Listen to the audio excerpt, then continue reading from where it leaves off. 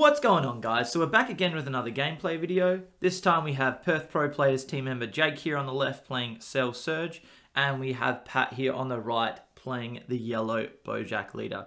So just before we get started into the gameplay video, I want to give a huge shout out to our sponsor, Team Card Titan. So if you guys want any DBS Seal products or DBS singles, make sure you check out that link in the description below. And for all the people in Australia and New Zealand, check out their auction page on Facebook as well. Now, Cell Surge, one of the top tier decks at the moment. The way it just rips hands so easily is absolutely ridiculous. The hard thing is obviously like your kills and things like that. There's not a lot of boss monsters. You don't want to give your opponent cards, so you're having to swing a lot of the time with your crits, or you swing a double strike and then you rib them or something like that, just to make sure they've got no hand throughout the course of the game, so they can be a little bit grindy, but amazing deck. And then Boujack. So Pat here is running a yellow-blue variant of the deck. Obviously having access to your counterplay eliminators, the Zamasus, which is very, very strong. And some of the other cool Boujack Brigade cards as well that are in blue. So it is pretty interesting. I guess both have very similar idea where we're just trying to rip the opponent's hand.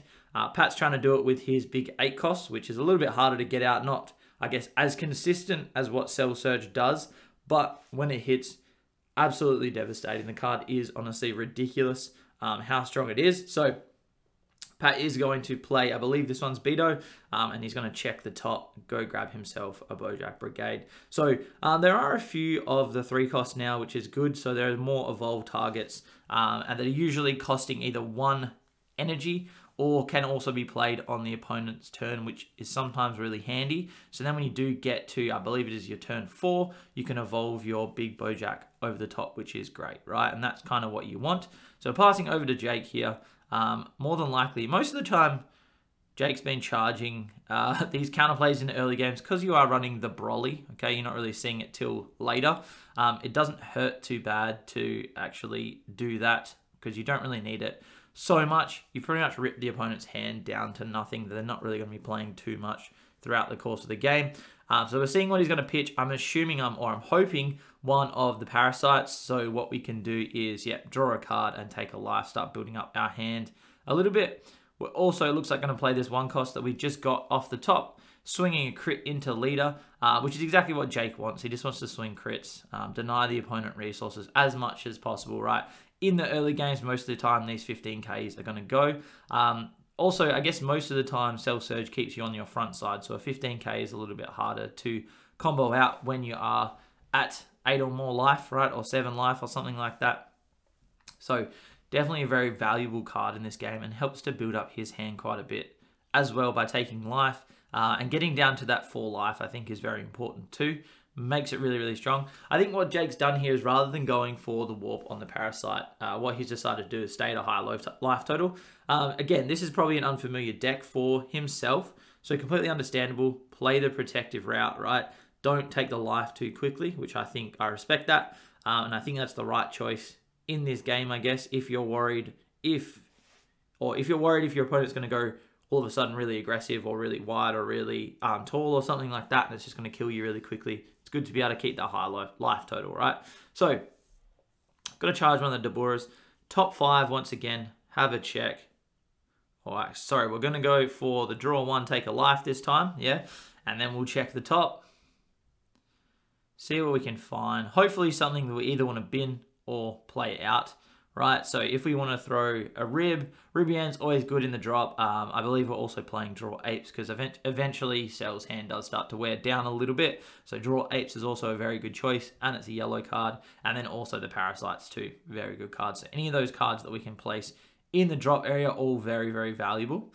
So we are going to hit a Draw Monkey, which again, still a very good card, right? We get at least 1 for 1, which is good. So we just draw 1 card, as we've seen with the other monkeys. Drawing 2 is really, really nice for 2 energy, but drawing 1 if you need to, it's just an extra card, it's an extra yellow card. I think it's very valuable. So passing back over to Pat's turn. So this is the thing here, is Jake doesn't really swing unless it's going to be with crit. So more than likely here, Pat is going to have to try to establish a Boujack maybe during his own turn, which kind of sucks, I guess, right? He would prefer, I'm sure, to establish it during the opponent's turn. But we'll see what happens here. Eventually, Jake is going to get or find something that is going to be a crit and be able to swing with it. So we'll see what he decides to do. Now, this is usually his unison turn. Because he's not going for his awaken though, I'm wondering if he actually goes for the unison this turn or not. He may not want to tap out, which is pretty understandable. Again, Pat having to pay to play a Bojack during his turn, I think is definitely valuable for Jake anyway, because then he's got less energy. I believe there is one that's free, usually on your awaken, I believe it is. You can play it out for free, which is also a 3 cost, which is quite nice. But again, he's not down at a low life total to be able to actually get the awaken. Now, it looks like we are going to discard one of these draw apes again. Also, I guess the new draw ape in a way. We're going to swing in with the Gohan. Swing it into leader with critical. Now, this is more than likely where Pat will probably snap off a Bojack negate if he has one, because that'd be very valuable right now. Which is exactly what's going to happen. So Bojack negate. We get the negate. He mills 1. Then Jake gets to decide if he wants to take a life or not. But more than likely, Jake will definitely want to clear this card now off the board, because you don't want that card hanging around at all. Now, what he can do is probably take the life here. And then he can go for potentially the draw 8 for 1 energy. Go for his awaken. And then maybe go into his unison if he needs to. He can then discard, hopefully, a parasitic if he has one of those in hand, right? So he can discard a parasitic, get that out onto the board. Go down to his 4 life, and then he'll have his unison on board. He can discard a card and then be able to KO this Bojack to force Pat to establish another one later. So let's see what he decides to do.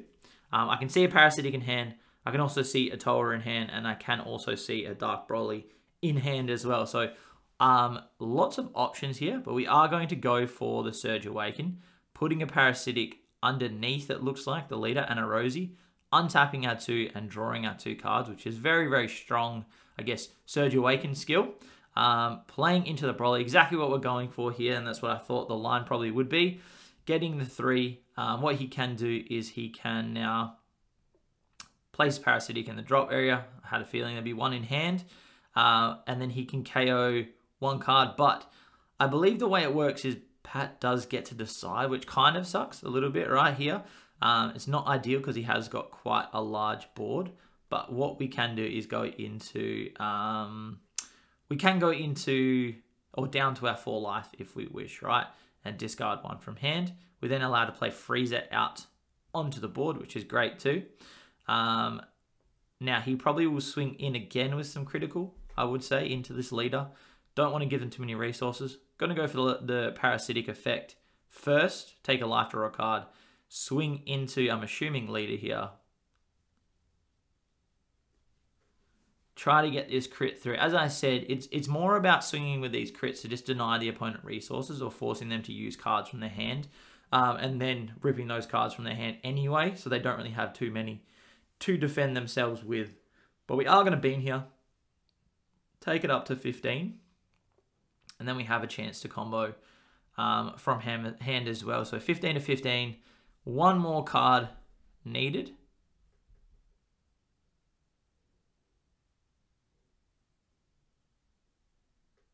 So it looks like Jake's looking at using the effect of the leader. Pretty sure we needed to do 1 extra card from hand as well. For that one. So it looks like we're going to KO the Bojack. So we do have the effect on the backside as well, which is great. Rip 1 card from the hand, which we're going to go for the super combo, which is very, very strong as well. I'm assuming unless Jake goes for, maybe like a ball or something, or he has the Toa here, he's just going to try to rip cards from hand as much as possible. Looks like we're going to go for Eliminator instead, so return it to hand. You've used your Overwhelm, so we're not using that again this turn. Pat was going to lose a card from hand anyway, but now he's got a card on the board. And he also gets to draw a card as well, which is great for him. So he's not losing anything here, which is the ideal thing with this. So Jake, pretty comfortable with the size of hand he's got. I believe he's got 3 Paragus super combos in hand as well. So feeling very safe. No Bojack on the board at this point, which is also very good for him too. So then we know that Bojack's not going to be coming down in the next couple turns. And Jake will probably want to take those cards from Pat's hand anyway, very, very soon. So it looks like we're going to swing into the Broly just here. Pat looking like he's going to decide to combo up or play out the Kai instead, which, okay, I kind of like that little play. Get Kai out onto the board, clear that board and that Unison as well. Very, very strong effect for sure. That's really good card. Is a really good card against blue, right? Very, very powerful, being able to clear their margin boot and then go for a whole turn. Be able to put that aggression in. It's very, very strong, that card. I really like that SCR. So it looks like we're going to activate main on that one. Obviously not comboing up into the Broly. We know we're going to clear it. There's no need to lose a card from our hand. But I guess that's really swung the tempo back into Pat's favor in a way. So the fact that he has now cleared that Unison off the board, which absolute powerhouse, has double strike, is also going to be taking cards off the board as well as being able to clear that hand. And he is showing 2 energy up, which again, very, very strong. He knows he has potentially access to Zamasu the Eliminator just here. So if Jake wants to play a Unison, more than likely he's going to have to pay 5 energy for it just to make sure it kind of hits the board. So it looks like we're going to hit the 3. We're going to force it. Yep. So forcing it back to hand, which is okay as well. Getting them out of hand, there's no problem with that. Only downside is that Pat starts drawing, right? And then we can't start ripping the hand as much, unfortunately. So we're just going to have to pass turn here. No Bojack on the board again, though. So Jake probably feeling in a comfortable enough position that he's not going to be able to evolve during these next few turns, right? So that's quite good. So we are going to charge on the 8 cost. Pat's still maintaining. I think he's about 4 or 5 right now. Jake not seeing any ribs as well really hurts, I think, at this point in the game. He probably wants to see some rib hands to start just clearing that hand as much as possible. Being able to pay 2, discard 2 is very, very strong. And with Pat only having a few cards in hand, I think that's always the ideal choices. He probably would have gone for the rib hands instead of going for the Broly, but I think what he's doing, as I said, just forcing those cards out of the hand. Eventually, one will stick. And the thing he can do here, if he wishes, is, as I said, he can pay the 5 energy if he feels pretty safe. Pay the 5 energy, discard 1, KO 1, which is definitely valuable for him. He wants cards in the drop area anyway, and he probably won't swing in to force any damage through during this turn anyway. It's just clearing that hand. And now, losing Kai doesn't have an easy way. He has to now start swinging into it instead. So it looks like Jake's deciding to go for the 3 energy play instead. Interesting choice, seeing as he has the 5 energy. I'm surprised he didn't go for maybe paying the 5 for it, so it had more markers, can't get hit by the Zamasu. That is 3 out of the hand though, which isn't too bad. Only downside, as I've said, is Pat keeps drawing up into it. Good thing probably that turn would have been to go for maybe the Rosie instead. Rip those cards from the hand. He can't actually interact with that because it does have deflect. So it would have been pretty strong being able to do that. We do have access, it looks like, to Heroine's Lineage as well on the backside. But I think maybe Jake was deciding, or was hoping that he'd get a few more cards from the hand here. He did have access to his Dabura as well, so he could minus a marker, get them to discard another card. So unfortunately, it's a little bit of back and forth here, really stalling out. Not much Pat can do at the moment. It looks like doesn't really have anything to play out during Jake's turn. So let's just see what he decides to do here. Now we've seen 3 Zamasus, so surely we're feeling a little bit safe at this third. This time it's going to hit the board, just paying the 3 for it here. Surprised he didn't go for the charge to maybe try to hit the Rosie as well. Maybe he didn't feel like he had anything that he wanted to hit. So we are going to use the effect of Dabura. Neg 1 card from hand. Go and grab ourselves a Dragon Ball. More than likely, with what we've got in hand, I think we probably discard that card, I believe. I don't think there's anything else in hand that we would want to discard for the effect of this Broly just here, unless we have like a Ribrianne or something, which I don't think we do. So yeah, we just discard this one.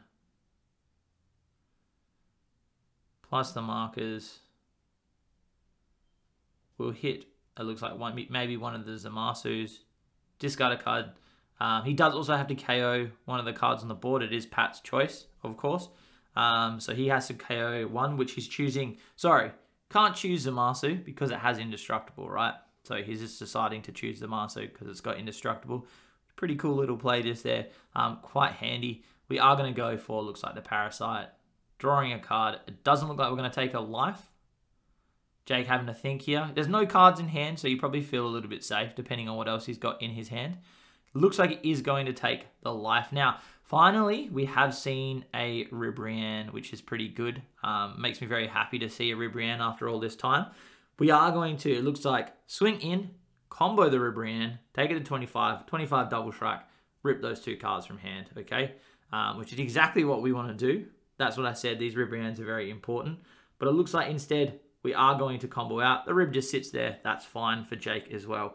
Either way, doesn't matter. You just pass turn there. He has no cards in hand. He has to top deck for the game. And this is what Cell Surge does, right? So Cell Surge really wants to just destroy the opponent's hand as much as possible, all right? And then be able to just slowly hit them down with crit. So finally, Pat has found the card that awakens. It does, sorry, unfortunately have to go to the drop area. I didn't know if it played out or not, but it does go to the drop area, okay? And then he gets his early awaken, so he is at a higher life total. Finally found a Beto as well, so we're going to get the top 5. Go get ourselves another Boujack Brigade. So even if I think he had the Aegis blue-yellow Boujack on board, him not being able to have cards in hand that really he can discard, it makes it really, really hard. But what he can do here is he can, I guess, just hard cast eventually, right? If he needs to, he can hard cast that 8 cost if he really, really needs to here. So we'll see what happens. He is starting to get at a higher energy total. So the longer the game goes on, there's always that potential, right? Jake's in a pretty good position though. Pat drawing back up. The only downside now is we've got a Ribrianne in the drop area, which means we can rip a card from hand. What we need to do is probably try to get that Zamasu off the board so we can really devastate with that Broly and then be able to play out the Crit Freezer just there that we can see in hand. Let's see what he decides to do. So it looks like we're going to swing into the Broly Unison, I believe. Now, having a look, I'm assuming for Jake here, he's probably having a look at the 8 cost to see if the 7 cost Arrival, we can evolve on top of that. Now, I believe the clause on the 8 cost, and I haven't read this card in a very long time, it does have to evolve on a 3 cost Boujack, if I remember correctly. And that kind of makes it a little bit harder, I guess. So if you could bring out the Aegis Boujack and then evolve on top, that would be ideal. But I believe it does state that it has to be a 3 cost here, and that's probably why Pat's not really going for it. Now, depending on how many cards we have in hand just here, I believe it's only a couple. I think we've got 3. So I think we're going to discard 2 for the Ribrianne. More than likely go for the effect of the Broly to put a 3rd in the drop area. Swing in with a leader, give him 1, deny him that 1. Swing with double strike, right? So more than likely that's what we do. We go the effect of Broly. I believe we have another Ribrianne in hand as well, which is pretty great. So we have the option, you could either go for the Rosie or you go for the Ribrianne. I think you discard the Ribrianne here. Yeah, with the effect of Broly. He can only choose 1 card on board, which sucks, which is an indestructible one, so it doesn't get KO'd. But now what we can do is swing a double strike into leader. I would probably take it to 25 if we can. So if we have a card in hand that we can take it to 25. So maybe the Rib would have been better to keep in hand unless we've got something else that we want to have in the drop area. Looks like we're going to hit that tower. So take it to 25. Taking 2 cards. More than likely here we go for the Ribrianne. Taking those 2 cards from the hand. So just really denying resources as much as we can. No point really swinging, I don't think, unless we can take that 1 card away with another tower, which is more than likely what he's got in his hand just here. So yes, he does have another tower. So we give him that 1 card. We take that 1 card away with a tower. That's exactly what you want to do, right? That's perfect. So just give the card, take the card away. There's that fleeting moment of hope in any other player's hand when they're not playing hand destruction, right? that maybe they've drawn that card or maybe they've seen that card that's going to win them a game. And the hand destruction player just wants to make sure to ruin their day and really take it away just as soon as possible. Unfortunately, Pat here just having to pass turn completely, right? Once again, we just have multiple ways to get cards from hand, right? So what we can do here is we probably charge up. But the freezer's not going to do anything, unfortunately, at this point.